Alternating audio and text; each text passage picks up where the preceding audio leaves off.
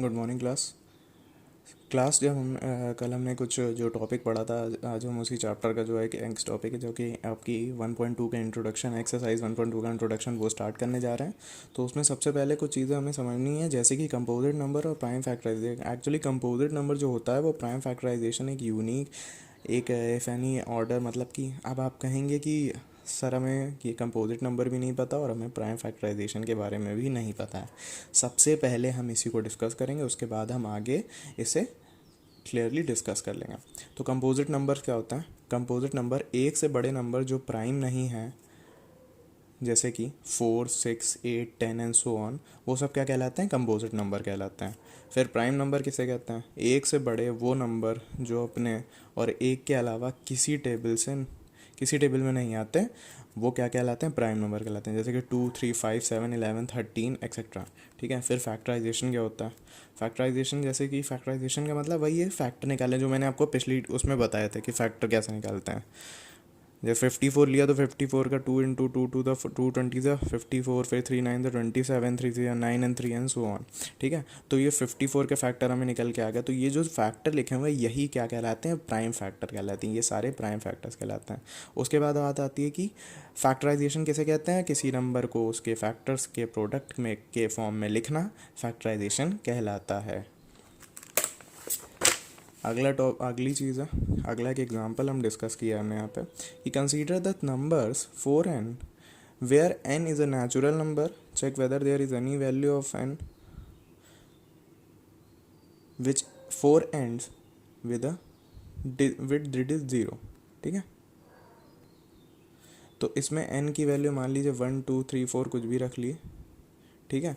फिर 4 मतलब 4n रखा, मतलब कि इस क्वेश्चन में हमें एक ऐसा नंबर चाहिए जिसके आखिरी में डिजिट एंड डिजिट जिसका ज़ीरो हो, बट ये है कि 4 के मल्टीपल्स के फॉर्म में, 4 के इंटीग्रल के फॉर्म में होना चाहिए वो। ठीक है। ये बस कंडीशन है और कोई कंडीशन नहीं कि 4 के इंटीग्रल के फॉर्म में होना चाहिए, और कोई कंडीशन नहीं है। तो इसी के लिए मैंने सॉल्व कर रखा है। जैसे यहाँ पे देखिए, लाइक 10 280 380 अगर ऐसे नंबर हमें चाहिए तो इसके लिए हमने 3 मेथड दिए हुए हैं जो मैंने सॉल्व किए। उसके बाद देख लीजिए कि अगर हमें to get 1 end digit zero, ठीक है, अगर हमें सिर्फ एक एंड डिजिट ज़ीरो चाहिए तो हम 2 × 5 एटलीस्ट कम से कम दो एक का पेयर लेंगे। ठीक है। एक पेयर जो कि होगा 2 × 5 का, तो 2 × 5 का पेयर लेंगे। ठीक है। उसके बाद अगर हमें दो एंड डिजिट ज़ीरो नंबर चाहिए तो हम दो के पेयर लेंगे, 2 × 5 जैसे कि दो, मतलब कि क्या हो जाएगा? 2 की पावर स्क्वायर इंटू 5 की पावर स्क्वायर। ठीक है, ये हो जाएगा। फिर अगर मान लीजिए हमें तीन एंड डिजिट ज़ीरो चाहिए तो हम क्या करेंगे? 2 × 5 मतलब कि 2 की पावर 3 और 5 की पावर 3। ठीक है, ऐसे रखेंगे। तो समझ में आया? इसमें तो मुझे लगता है कि कोई दिक्कत नहीं होनी चाहिए। अगली चीज़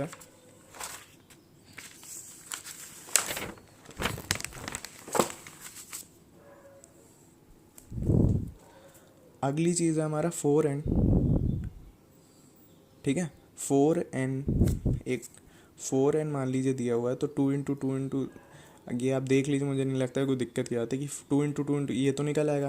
लेकिन we do not have 5 as a factor in 4 and hence we do not have a pair of 2 × 5, तो end digit can never be zero. इस क्वेश्चन में जो कि था कि क्या एंड डिजिट हमें जीरो मिल सकते हैं? नहीं, क्योंकि एक भी पेयर नहीं है। क्योंकि 4 की n की पावर आप देख लीजिए कि कभी 2 × 5 आ ही नहीं पाएगा। 4 × n रखेंगे तो मान लीजिए 2 या 4 × 2 रखेंगे तो 16 हो जाएगा, और जो कि वो पॉसिबल ही नहीं है, आ ही नहीं पाएगा। इसलिए लिखा है मैंने कि we do not have 5 as a factor in 4n and hence we do not have pair 3 × 5, so n digit can never be zero। अगली चीज़ क्या है? एग्जाम्पल 6 मैंने एग्जाम्पल 6 या एग्जाम्पल मान लीजिए मैंने डिस्कवर किया है। Find LCM and HCF of the 6 and 20 by prime factorisation method. कुछ नहीं करना है, नॉर्मल ऐसे सिंप्लीफाई करते हैं, एचसीएफ और एलसीएम निकालते हैं, वैसे ही निकालना है। छोटे नंबर वाले फैक्टर से एलसीएम और एचसीएफ। देखिए जैसे मैंने फैक्टर निकाल रखे हैं दोनों। For any two positive integer natural number is let's say A and B. ठीक है। ये चीज़ आपको थोड़ा सा याद रखने वाली है कि A multiplied by B is equal to H C F A B LCM. अब मतलब किसी भी नंबर का प्रोडक्ट उनके एचसीएफ और एलसीएम के बराबर होता है। ठीक है ना, ये चीज़ आपको याद रखनी है। क्या?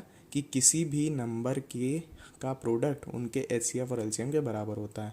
ये और एक बात और, ये इंपॉर्टेंट है कि ये तरीका सिर्फ दो नंबर्स के लिए वैलिड है। ठीक है।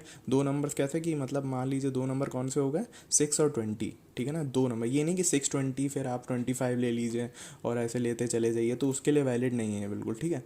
ये मेथड सिर्फ दो नंबर्स के लिए वैलिड है, जैसे कि 6 और 20, 15 और 30 ऐसे एंड सो ऑन, ठीक है। अब अगले क्लास अगले लेक्चर में होगी। Thank you so much.